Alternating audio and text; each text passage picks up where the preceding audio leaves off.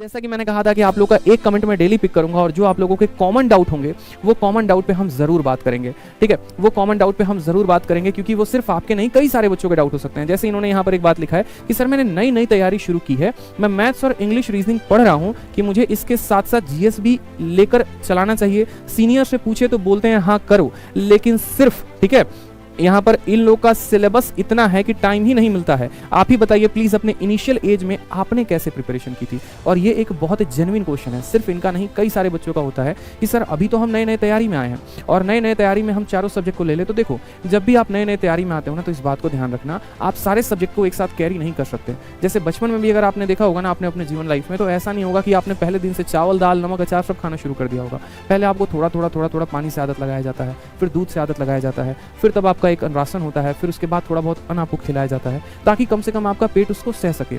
उसी तरीके से ये भी है कि अगर आप पहले ही चारों सब्जेक्ट को लेकर पढ़ना शुरू करेंगे ना तो आपको कंफ्यूजन भी हजार होंगे और आपका समय भी बहुत चला जाएगा और आपको लगेगा कि पूरे दिन में हमें कुछ भी नहीं हो रहा है। रीजन बताते हैं। जब आप शुरू में तैयारी करते हैं ना तो हम आपको बता रहे हैं कि एकदम जो प्रिपरेशन एकदम स्टार्टिंग में क्या होता है आपके साथ।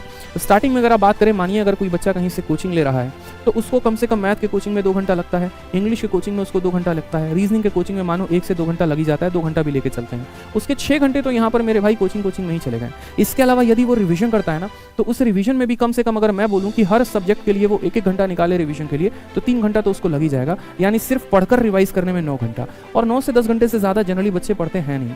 अगर उससे ज्यादा पढ़ते हैं तो वो या तो कुछ नया पढ़ेंगे नहीं तो रिवाइज करेंगे। तो मेरा मानना यहाँ पर है कि जब आप स्टार्टिंग फेज में होते हैं ना तो स्टार्टिंग फेज में क्या किया करिए कि सिर्फ आपके जो टीचर ने पढ़ाया है आप उसको रिवाइज करिए, आप उनसे पढ़िए और आप उसको रिवाइज करिए। जीएस को इंक्लूड अभी शुरू में मत किया करिए। जब आपका थोड़ा लेवल आपका बढ़ने लगेगा ना, जब आपका सिलेबस थोड़ा सा कंप्लीट होने लगेगा, उसके बाद क्या होगा कि आपका ये जो कोचिंग वाला समय है ना ये कटकर निकल जाएगा और आपको कोचिंग तो लेनी पड़नी है। फिर उसके बाद जो समय बचेगा उसको किसमें आप यूटिलाइज कर पाएंगे, उस समय को आप यूटिलाइज कर पाएंगे पूरी तरीके से अपने रिविजन में। फिर उसके बाद का आपका शेड्यूल क्या होगा पता है, आफ्टर आपके बाद में शेड्यूल जो बनेगा वो ऐसा बनेगा कि आप 2 घंटा मैथ को रिवाइज कर रहे हैं, ठीक है, या आप ऐसे कह लीजिए कि सर 1 घंटा मैथ रिवाइज, 1 घंटा रीजनिंग रिवाइज, 1 घंटा जीएस या आपका इंग्लिश हो गया। और रिवीजन के अलावा अगर आप जीएस पढ़ना चाहते हैं तो बेशक आप उसको 4 घंटा भी दे दें, तब भी इन सब को मिलाकर आपके सिर्फ 6 घंटे होंगे या 7 घंटे होंगे। और बाकी समय में आप चाहे तो मॉक टेस्ट लगा सकते हैं, कुछ लगा सकते हैं। तो शुरू में अपने दिमाग को जितना ईजी रख सकते हैं उतना रखा करिए। शुरू में जितना जो है कम बर्डन रखेंगे उतना बेहतर है। ठीक है, आप शुरू में बस इस तरीके से अपने शेड्यूल्स को फॉलो किया करिए। इसके अलावा इसी तरीके से किसी और के भी कोई भी डाउट होते हैं तो आपका बड़ा भाई यहाँ पर है, आप आराम से वीडियो के कमेंट बॉक्स में लिखा करिए, हम आपको जरूर बताएंगे कि आपको क्या करना चाहिए।